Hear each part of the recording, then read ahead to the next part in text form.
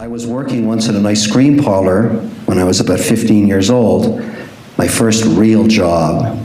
And on the second day, I was asked to scrape the gum off between the Mexican tiles on the floor. And I said to the woman who owned the store, it was called Magoo's Ice Cream Parlor, "You didn't hire me to scrape gum, you hired me to scoop ice cream." And there's this girl in the shoe store across the way that's looking at me. I don't want her to see me scraping the gum. And she said, "What are you talking about? I own this store. I'll do anything I want with you. Get down on your knees and scrape that gum." And I said, "I'm not doing it."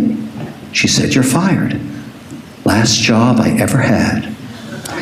I owe that woman everything. I don't like to work for people. Many of you in here, I hope, inherit that. There's nothing wrong with it, but if you want to control your own destiny, you work for yourself. That's how it works. I'm trying to inspire those of you who are on the tipping point. Take the chance, you're young. Go for it. There's nothing better than being able to wake up in the morning 10 years or 20 years from now and do whatever you like. It's about freedom. That's what matters. I'm not saying being an employee is bad, but believe me, being an entrepreneur is better. I'm a little biased. Unfortunately, one of the great benefits of technology is productivity. One of the big downsides, it's incredibly distracting. People check their Twitter account, or they'll answer a Facebook message, or they'll do something that has nothing to do with making money. Mm-hmm. And the reason you go to work in the morning is to make money. That's what you're there for. All the other wonderful things you can do with your time are based on your ability to create an income for yourself and your family. So why spend any time doing all that crap, which is distracting? And so that's the number one thing I find in my companies is when you see someone failing and you look at how they manage their time, you'll see right there what's going on. They're not focused on what matters. Last time we heard, we talked about your meeting with Steve Jobs, and I've read a lot about Steve Jobs since he passed away, and people talk about how he was so unbelievably difficult and tough in a way. Yes, he was. Would you characterize him that way, yeah? He was a prick. Yeah? But do you have to be that way to accomplish what he's done? You know, I respect him for the tremendous success and the vision he had. I was proud to work for him, because that's what I was doing, supplying him educational software. I always thought in person he could have been a nicer guy, but would that have changed the outcome? Maybe. He was a genius. And I remember him saying, I asked him about, well, maybe we should do some market research on this before we spend $2 million on a particular product we're doing for Rita Rabbit. And he said, we don't do market research. We tell them what they want.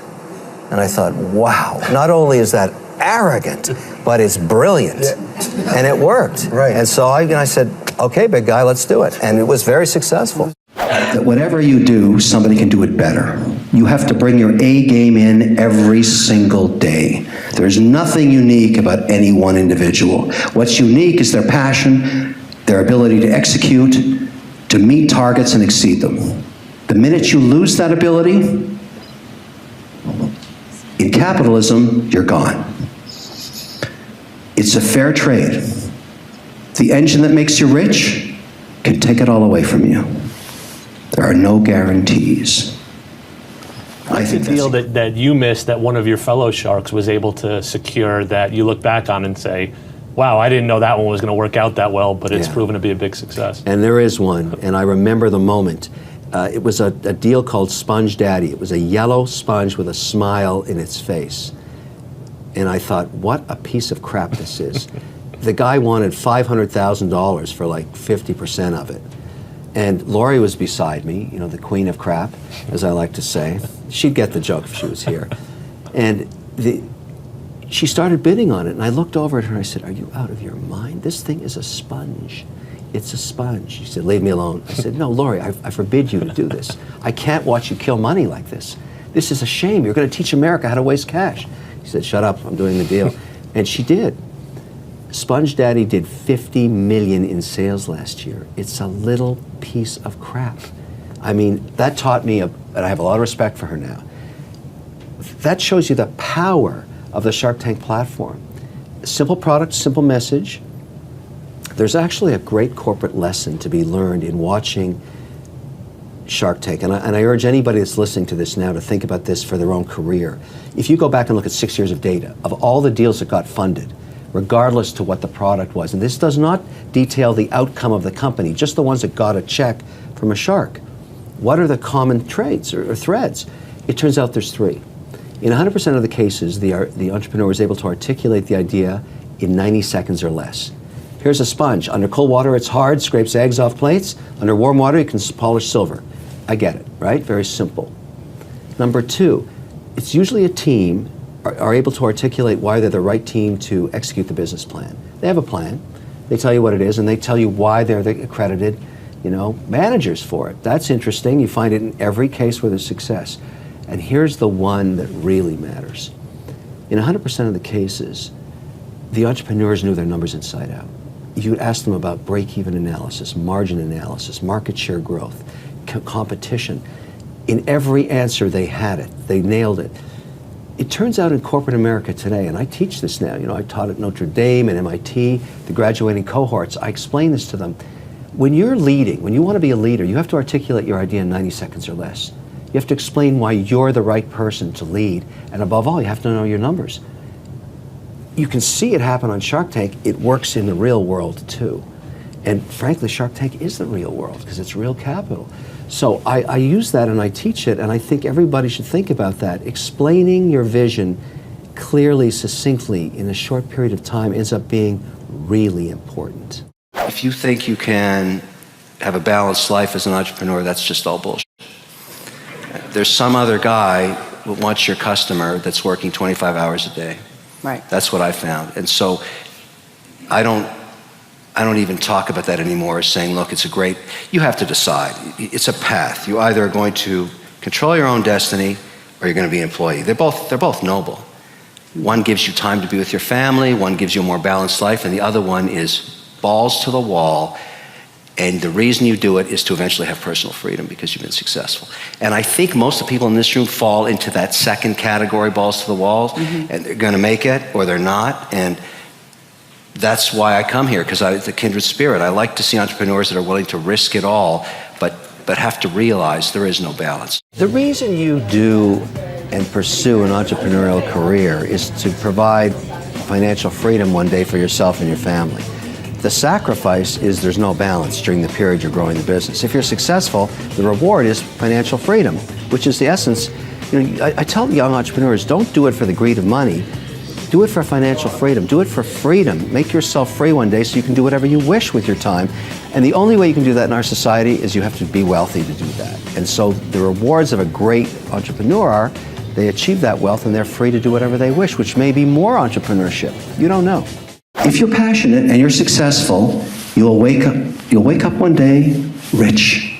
You won't really be going for the cash, it'll just happen to you. Everybody I talk to that's had success doesn't remember the day they became a millionaire. No idea. Not important to them. They remember winning. They remember building a business and being successful. Again, the pursuit of freedom manifests itself in passion. That's really what it's about. And to my exposure, most of the business people I've met, the successful ones, the CEOs or whatever, they are at their core optimistic. Can you be a pessimist and be a successful entrepreneur? You have to be optimistic. I think you have to view the world in a way that assumes success. Otherwise, you'll never have the energy.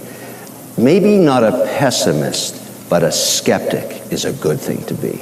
Because what I've learned about business over all these years and all these deals, it's never as good as it sounds, but it's never as bad as it looks either. You know, every day, I've got 32 portfolio companies now. Something wildly bad is happening to one of them, and the cell phone rings at 6 in the morning, and something fantastically great is happening to another one. And it seems to me the random serendipitous nature of it all is really intriguing to me, because if I could only show the pessimistic or very, depressed entrepreneur that is calling me saying, oh my goodness, we just lost Walmart or whatever it is, it's the nightmare of their day, versus we just got Walmart on the other business. I'm trying to get everybody in the same universe to realize it's never as bad as it sounds, but never as good either. You have to get up in the morning and go back to work. Great entrepreneurs are able to delegate. The successful women CEOs are remarkably good at this, remarkably good at it. And the way it works is, Sarah, I'll give you an example of the way Sarah works. She hires somebody, she sets a goal for 90 days, and gets out of their way, gets completely out of their way, lets them achieve it. If they achieve it, she moves them up the organization. If they don't, they get 3 tries until they're out. If you can't achieve your goals in business, that's what happens. But her whole thing is, let them do the work themselves, let them figure it out. I don't want to use my time for it, that's what I hired them for.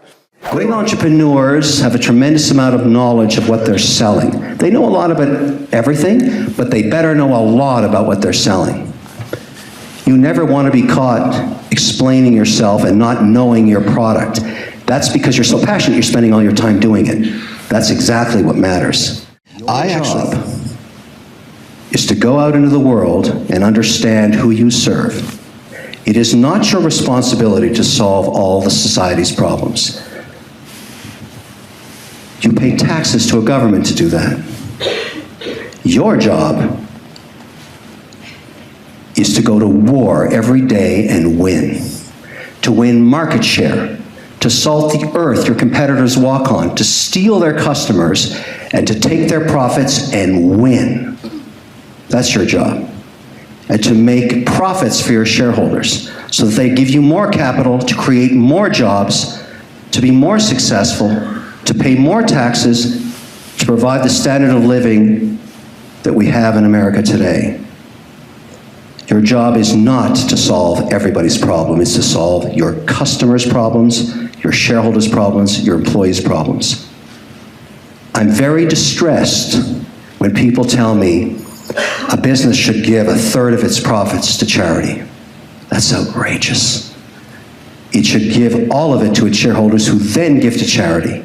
Think of all the great things that are done today by the Bill Gates of the world, the Warren Buffetts of the world. The only reason they can do that is they made money for their shareholders.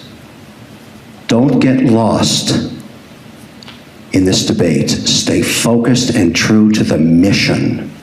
Business is war. You have to win.